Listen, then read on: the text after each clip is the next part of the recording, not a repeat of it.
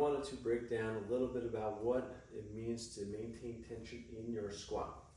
So there's two ways you can go about a squat. One, you can just hang out in the position.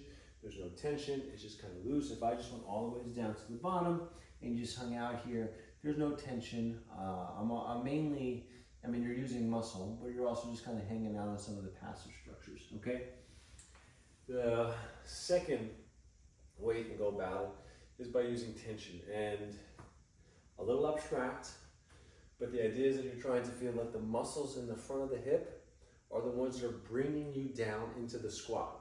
So instead of just going down, okay, I'm going to use these muscles here to pull myself into the squat. And at some point, so for me it's right about here, where if I go lower, I'm going to lose that tension.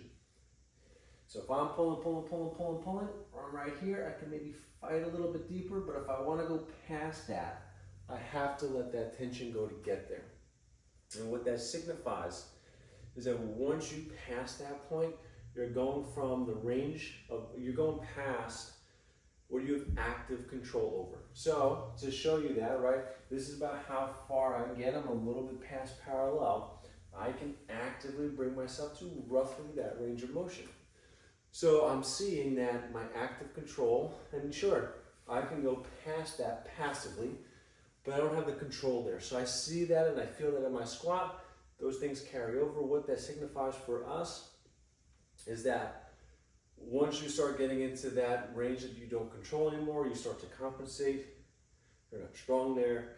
You don't have control. So if you already have irritation or tend to be, things make you stiff, avoiding that range of motion, understanding the tension will really help you get more out of the training with less of that post-session stiffness, discomfort, things like that.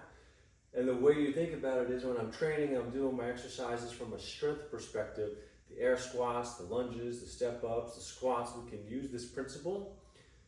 And then the mobility work that surrounds us, what opens up that range of motion.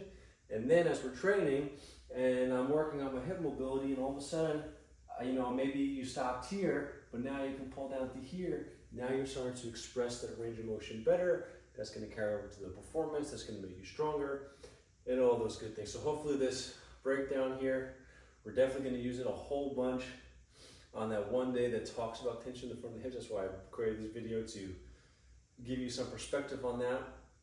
But the other one, you can use this in the air squats as well. On the hip day, try to keep it in mind. It'll get harder and harder as you fatigue, but try to stay within those ranges that you feel that control, so we don't get those post-sessions, low backs tight, feels caught, catch, things like that. This is one thing that can really help you with that.